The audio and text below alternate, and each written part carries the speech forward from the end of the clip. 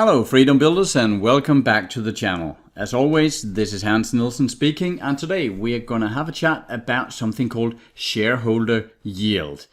By the way, the channel here in February 2020 just blew past 1,000 subscribers here on YouTube. Thank you very much for that. If you haven't done already, remember to subscribe to the channel, like the video, hit the bell notification, all that down there below the video. And we can tell the YouTube algorithm that you want to see even more of this sort of videos. But today we're going to have a little battle between the shareholder yield and the dividend yield. And as you might remember, I made a video a little while back about the dividend aristocrats. Dividend aristocrats, that's stocks that have been raising their dividends for the past 25 years, which is quite amazing. But today, we're going to have a look at if the dividend yield is actually the best measurement to see if this is a stock we should go into. First of all, now you can see I put in a nice pile of cash here. And that is because that when we're looking at companies that has some excess cash, there is several different things they can do with this. First of all, of course, they can just keep it. They can just put it in their bank account, and well, these years with a negative interest in the bank, that is not much fun, is it? So, but keeping it is one option. Then, of course, they can invest the money in growth, and that can be organic growth, where they are using research and development, or they're trying to grow their company from within. Or investing growth can also be that they make some acquisitions, that they buy other companies to grow. And of course, all of that is great, mostly for us investors, because that the company grows, it earns more money, hopefully, and so on. But what we have been looking at, and we saw in the Dividend Aristocrat video, is that the paying of dividends, and especially if a company can keep raising the dividends, then that is actually quite a good factor to look at when it comes to finding stocks that are good and long-time growers, where we keep making more and more money. But there are a couple of things other than that they can spend their money on. They can make a so-called share buyback. And a share buyback is when the company has some excess cash and they are buying back some of their own stocks. On the first place, of course, they sold the stocks out of the market so they could get some working capital. But now they are buying back shares, and there can be different reasons for that. Some of them are good, some of them are absolutely less good, but that also goes for the dividends.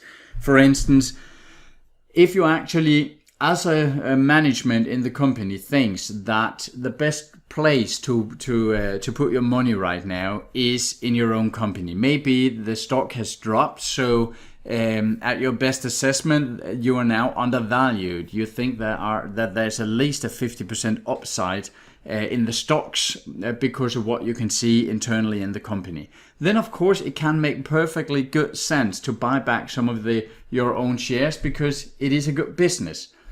But sometimes we see companies buying back their own shares with some bad reasoning behind. It could be to boost the ratios. For instance, if you want the investors to see a company with higher earnings per share, well, then of course, if you're making $1 billion and you are having 1 million shares out floating, and then you buy back 10,000 or 100,000 of these shares and still keep making $1 billion, then of course your earnings per share will be higher because there are less shares to divide the earnings by. So if it's only to boost your ratios, it could also be your return on assets or different things, then it is not good. It could also be that the management had some sort of stock option program running, and they might have 1 or 2 years left before they can actually cash in on their stock option program, and they can see that the company is starting to be pretty overvalued. Then it has also been seen in history that the management and the board has decided to get a share buyback program up and running, simply to keep the hand underneath the stock price. And if we look at some statistics here, or I should just mention the last one, you could also pay back some of your debt. And that is a great thing if you are foreseeing some sort of downturn in economy and some raising hikes maybe. Then it can be a good thing to decrease your debt load. But in these years, we have seen that companies are not very willing to use the debt payback as an option, because that the interest they're paying on the debt is simply so low that there's not much reason in that. So anyway, if we look at the statistics here, we can see that dividend and buybacks from the S&P 500 companies, we can see it back from 1988 up until 2018 here. And you can see that the green here is the dividends paid out, and the red is the stock buybacks. And what we can see up in the late 80s and the beginning of the 90s is that the dividend, the amount of money that were used for dividend payouts was quite a lot larger than the stock buyback. And we can see on the black line here, we can see the proportion from buybacks. And we can see that in here around 90, 91, 92, the buyback only was about 20% of the money that was used to, you could say, please the shareholders. But then, of course, the dividends went up, but the stock buybacks went up further. We had the year 2000 here, and one might speculate that the CEO and the different managers in the company up towards the bubble in 2000, 2001, the dot-com crash, they might have seen that it was a good, there was good reasoning in keeping a hand under the stock prices. That's purely speculation from my side, but one could speculate that that was the case. But it dropped after the dot-com bubble here. And what we have been seeing is that from then on, there has actually only been 1 year, and that was in 2009, where the dividends were higher than the stock buybacks. After that, the stock buybacks have been way higher, and you can see that we have been above 60% of the overall paying back to shareholders. That has come from the buyback programs.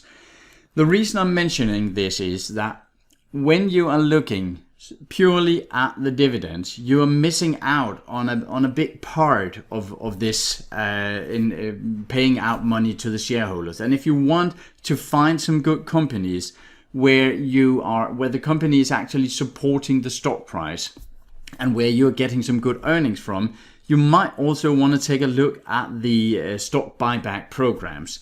And when we add these two together, we can see the formula in a second, but when we add these two together, the entire stock buyback and the entire dividend payout, we get what is called the shareholder yield. So if, for instance, we have 2% in dividends, but 6% in what is called a buyback yield, then we have 2 plus 6, that is an 8% shareholder yield, and that is something that we should look for. Now, why, you might ask? Well, let me show you a little graph here. I know the colors can be a bit vague here, but this one on top, and this is from 1974 up until 2015. We can start from the bottom. Down here we have the stocks that have not been paying any dividends in this period, and they are absolutely at the bottom. Then we have the entire universe, and I am pretty sure this is the S&P 500, although it's not mentioned here, but I'm pretty sure this is the S&P 500 going up here, also showing some nice gains, at least compared to the ones not paying dividends. Then we have the dividend growers and the all dividend paying stocks and the high dividend yielding stocks, meaning that this is, if you take the high dividend yield stock is every year you take a look at the S&P 500 and you buy the 10% that is giving you the best dividend yield. The all dividend stocks are every single S&P 500 stock that is paying some sort of dividend, and the dividend growers are the ones like the aristocrats, but stocks that are growing their dividends. And if we see these three combined, they are all kind of correlating here on top of each other, pretty much making a very much better return than the S&P 500, but they are not making anyway near as good a return as the shareholder yield, meaning you're buying the 10% of the S&P 500 that is having the best shareholder yield, where you are combining dividend with the share buyback programs. So the stocks here, and this is since 1974, so that's quite a lot of years, 40 years here, we can see that picking the stocks with the best shareholder yield has been way, way better. You have been getting more than twice as much return overall over these 40 years by picking the shareholder yields. Now, one thing we should remember here is that I haven't been able to find the risk numbers for the shareholders yield.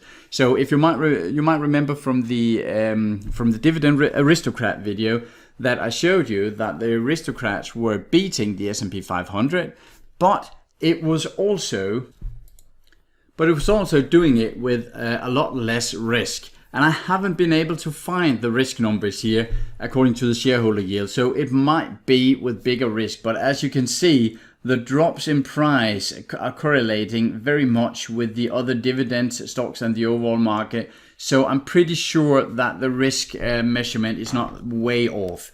But in overall absolute return performance numbers here, the shareholder yield companies, the 10% with the best shareholder yield, are beating the pure dividend stocks by far. We can also see here, this is all US stocks, and this is even way back to 1927 and up until 2011. We can see that if you had just picked the all US stocks here, you would have gotten an amazing 10.37%. Had you picked the top decile, meaning the top 10% with the best dividend yield, you would have gotten something like 1.4% more than the overall US market. But had you picked the top decile shareholder yield companies, meaning the 10% giving every single year giving the best shareholder yield, you would have gotten even 1.4% extra each year, meaning 2.8 something percent more than the overall market. So this is actually a factor that we should not neglect. Just to make sure here, the shareholder yield formula, I mentioned it before, we can see we have the shareholder yield. You're taking the cash dividends, the overall cash dividends, and you can find these in the numbers every year from the fiscal year reportings. Plus the net share repurchases, how much money has been used for that. And then here, they're using the net debt pay down as well. I'm not using the debt pay down in my calculations, and the reason for that is that I found a couple of studies showing that the difference between just using dividends and share buybacks or using all three of these, there are almost no difference. So I'm making it simple for myself to find the numbers and just using these two. Of course, when you have added all these numbers, you are dividing by the overall market capitalization, meaning how much is a company worth, and you can see what is my shareholder yield. That is exactly the same as you do if you say, if you're looking at, let's say, $10 in dividend payouts and the stock is worth $100, then you're saying 10 divided by 100 times 100. That is 10% in dividend yield. So that is exactly the same calculation. So this is the overall calculation and the performance. But another thing I think is quite interesting here to look at is here we see from 1927 to 2009, and this is taken from the book What Works on Wall Street. That is one of my favorite investment books. And if we had looked at any single year from 1927 to 2009, the dividend yield outperformers, meaning the 10% that had the best dividend, they would have beaten the S&P 500 54% of the times. If you were looking at any given 5 years period, and here a rolling 5-year period, meaning that the first could be from 1927 to 1932. The next 5-year rolling period would be from 1928 to 1933, and so on and so on. All of these, when you're looking at all of these 5 years rolling periods, then the compounded interest for any 5 years, you could see that the high dividend yielders would have beaten the S&P 500 67% of the time, and had you looked at any 10-year period, you would have beaten the S&P 500 75% of the time. And out here we can see that we would have beaten the S&P 500 on any 1 year period on average with 1.21%. On any 5-year period we would have beaten with around 1.5% per year, and almost 1.6% per year on any 10-year period. That sounds amazing. But when we're looking at the 10% with the best shareholder yield, meaning the best dividend yield plus the buyback yield, then we are seeing some even better numbers. Take a look at this. You can see from the dividend yield, we were beating the market in any given year 54% of the time. Here we were beating the market. When we're looking at the shareholder yield, we were beating the market 66% of the time. 2 out of every 3 years we were beating the market. On the high dividend yielders, in any 5-year period, we were beating the market 67% of the time. At the high shareholder yield, we were beating the market 86% of the time. And the last one, 75% on any rolling 10-year period from the high dividend yielders. From the high shareholder yielders, we were beating the market 93% of the time. So that is more than 9 out of every 10 years we were beating the S&P 500.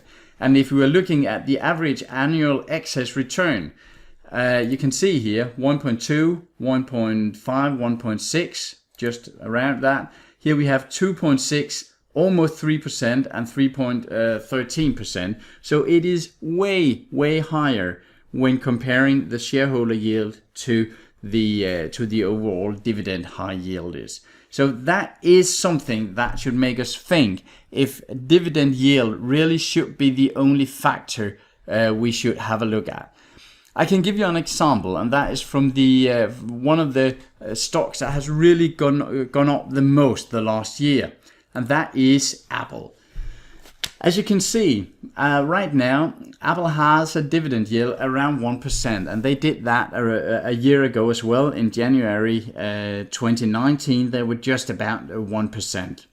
Many dividend investors would not pick Apple because of the low dividend, because when you are looking at dividend investments, you're looking at getting some good passive return, maybe each month or each quarter or each 6 months.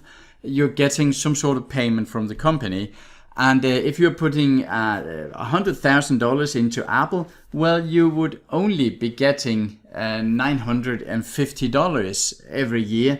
And people would normally at least look to other dividend paying companies to see if they could get 3 or 4 or 5%, because that would give them a better passive income. But take a look at their buyback yield, and that has been pretty constant over the last year here. They had a buyback yield at 7.3%. This is the number from right now, and I think it was a little bit lower last year, somewhere around 6.2 or something like that. But right now it is 7.3. If we add these two up, it gives us a shareholder yield of 8.25%. And you might say, yes, but the buyback yield is not something I'm getting in my hand. I cannot go out and buy groceries for that. No, that is true. And that's one of the things I think is a bit misunderstood with the dividend yield in the dividend yield society. In the last couple of years, hundreds of YouTube channels has come up showing different dividend portfolios and saying, hey, this month I got $85 in my dividend payments and so on. But what people are not considering is that the stock price might have gone down 50%. And they don't really care because they're only looking at the dividend yield. But at some point you might have to sell the stock. Maybe you have to buy a house, or you are being a parent and there's a lot of cost around that. Or maybe you're getting a divorce and you have to pay the other better half of your money. And all of a sudden you are needing the money and you have to sell your stocks. And if they are down 40 or 50 or 6%, it doesn't really matter if you have been getting a dividend yield of 3% per year, because right now you're needing the cash. So what my point here is that the buyback yield, the buying of stocks that are floating in the stock market, are actually something that helps push the prices up. And when I look at my investments, I also like the dividend payments, but what I am looking at is the dividend payments combined with the overall development in stock prices. So for instance, if you had Apple stock for the last year, you might be dissatisfied with just making 1% in dividend yield, but the price of the stock has gone up 100% or more. So had you put $100,000 into this, you would have $200,000 now plus 1% from the dividend yield. That is $201,000. And I know this is a special case because Apple has gone up so crazily much here, but it's just to give you an example that sometimes you are simply turning away very, very good stocks just because you're looking at the dividend yield and nothing else. So the problem is that buyback yield can be a bit troublesome to find, at least at some of the free platforms. I do have a couple of platforms where it is possible to find, but it is not even all platforms that are showing the shareholder yield, or even those showing the dividend yield. Most of them do that, but they're not showing the buyback yield, most of them. So I am working on a little spreadsheet and collecting some data, and there might be some possibility to see the shareholder yield for all stocks here in the near future. I'm working on that with one of my IT guys that is collecting data. So that is about it. I'm not suggesting that you should just blindly go out and buy companies with high shareholder yield. Anyway, I'm not even suggesting you buy specific stocks because I'm not a financial advisor. So you should not take my financial advice. But what I am suggesting is that when you look at stocks, and if you are sitting with 3 different stocks and they're all offering you maybe 3% in dividend yield, then my suggestion is that you also have a peek at what is the buyback yield. And if you're sitting with 3 stocks and they're all offering 3% in dividend yield, but one is offering no buyback yield, one is offering 2% buyback yield, and one is offering 4% buyback yield, I would urge you to consider buying the one with the highest buyback yield, all things equal, of course. So that is the point here today. Until next time, I would suggest that you try to dive a bit into this shareholder yield concept. It is quite amazing. Then there's has been a couple of books written about it. And if you have any questions, if some of the things I have explained here was not explained well enough, then please drop me a note below the video and ask me, or if you have some comments. And if you have some good websites where we can actually find the shareholder yields for free, then please drop a note about that as well too. That's all for now. Nice having you here at the channel, and I'm looking forward to talking to you again soon. Remember to subscribe to the channel, like the video, and first of all, take care of your money out there. That's all for now. Talk to you soon. Bye.